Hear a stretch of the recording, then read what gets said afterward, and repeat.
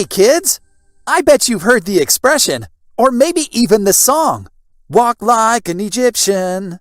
Walk like an Egyptian. It's simple. You put one hand behind you, down low, pointing backwards, and one hand in front, higher up, pointing forwards. Then you strut. Can you walk like an Egyptian? It's hard to imagine that the ancient Egyptians really walked that way. But however they did walk, no ancient culture captures our imagination quite like the Egyptians do. So just what was ancient Egypt, and when did they live? Well, let's start by defining some terms.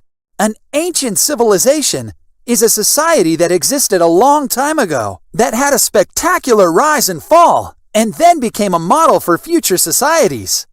In modern times, we have advanced technology, transportation, big stores, lots of schools and roads. But all of that had to start somewhere.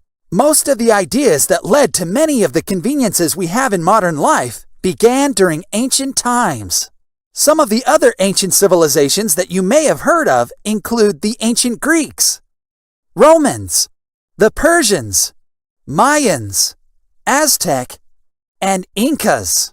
These groups were all from different places in the world and all left behind different but equally memorable architecture, art, teachings, and other parts of culture that made them unique.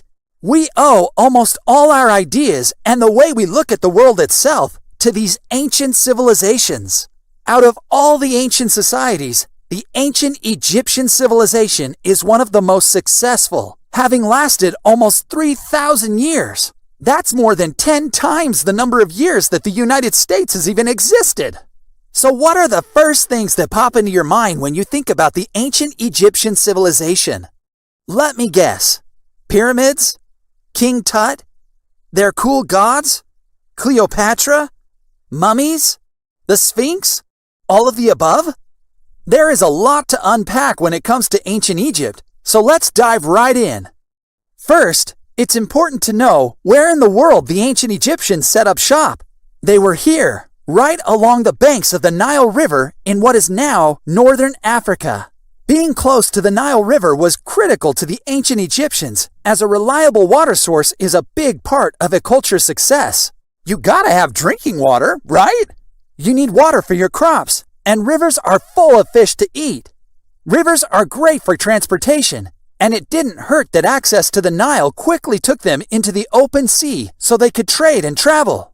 The Nile is so long, almost 4,000 miles, that the thriving society that ancient Egyptians set up along its banks ultimately influenced the growth of other African countries far to the south, such as Kenya, Eritrea, Uganda, Tanzania, and others. Almost all the famous sites that the ancient Egyptians left behind line the banks of this storied river, and it's the Nile that we can basically thank for this great civilization. The Nile flows all the way from down here at Lake Victoria, one of the largest lakes in the world, up through Africa into Egypt, and then it empties into the Mediterranean Sea. That's some river! Because weather was bone dry in Egypt with very little rain, it was the Nile flooding every year that allowed the Egyptians to plant crops, irrigate the soil, and have food. Plus, it provided fish and birds and other food sources that allowed the Egyptians to thrive. One of the most famous and important crops that the Egyptians grew was a reed called papyrus, which was used to make paper. In fact, the word papyrus is where we get the word paper from. Papyrus reeds could grow to be 16 feet tall. That's almost 3 times the size of a small adult. But ancient Egypt was not just one time period. It lasted so long that historians have had to break it down into 3 separate kingdoms: Old, Middle, and New. Not super creative, but it tells you all you need to know.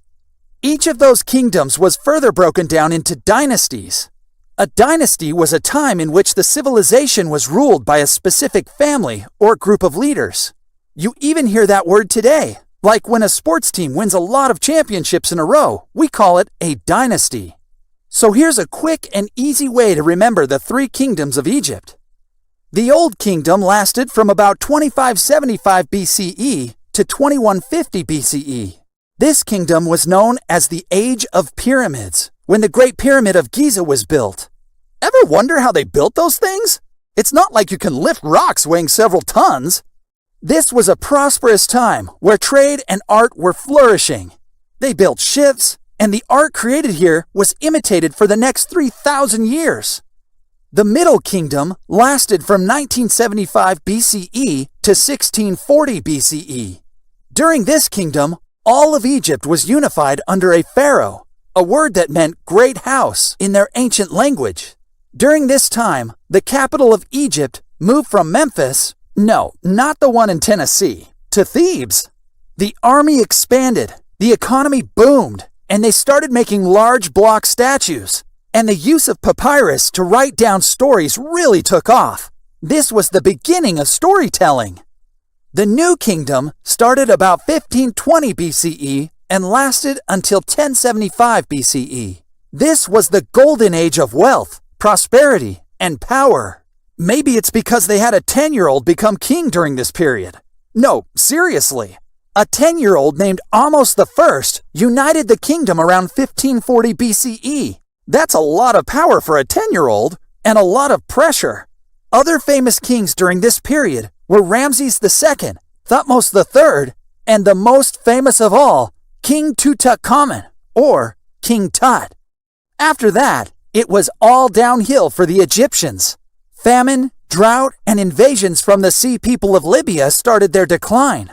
Eventually, their last pharaoh was Ramses XI, and in about 650 BCE, the Assyrians took over.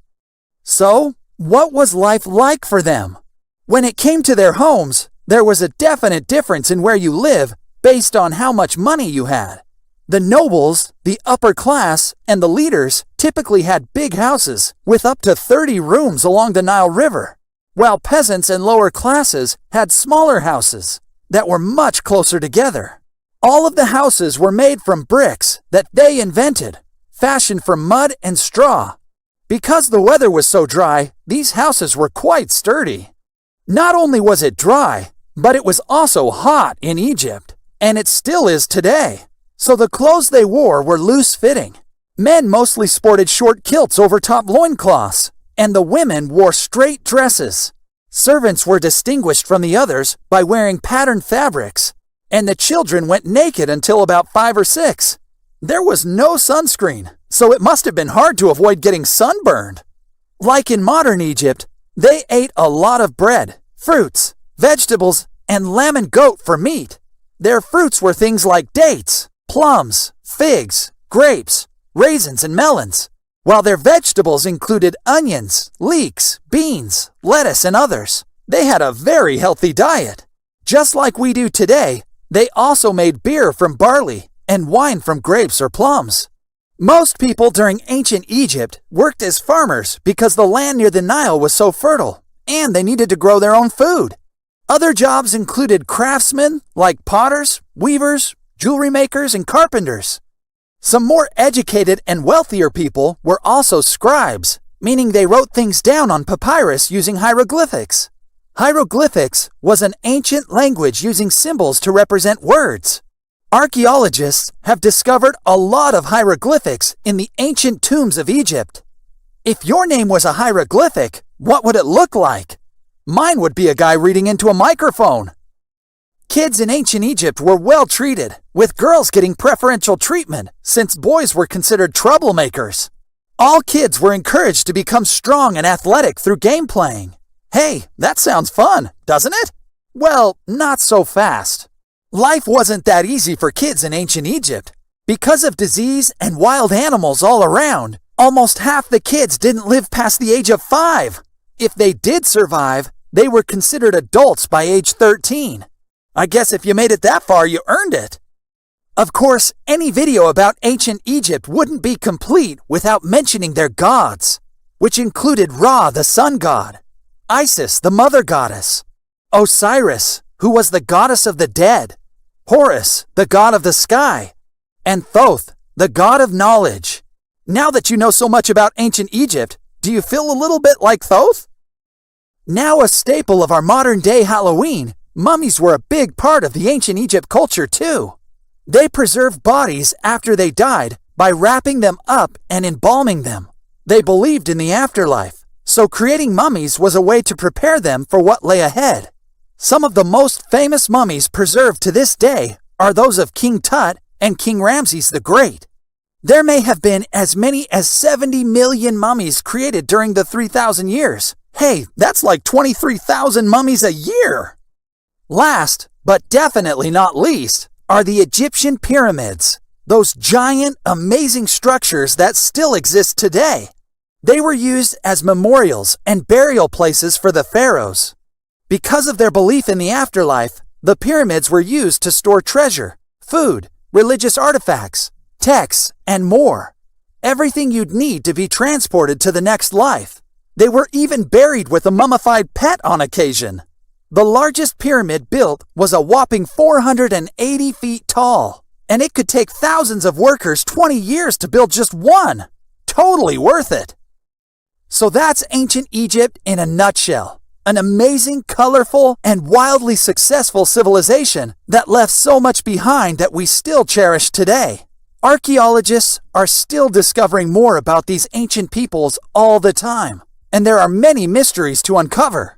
Now, if you'll excuse me, it's time to walk like an Egyptian over to the fridge for a snack. Thanks for following Clarendon Learning. Be sure to subscribe. For more free resources, check us out at clarendonlearning.org.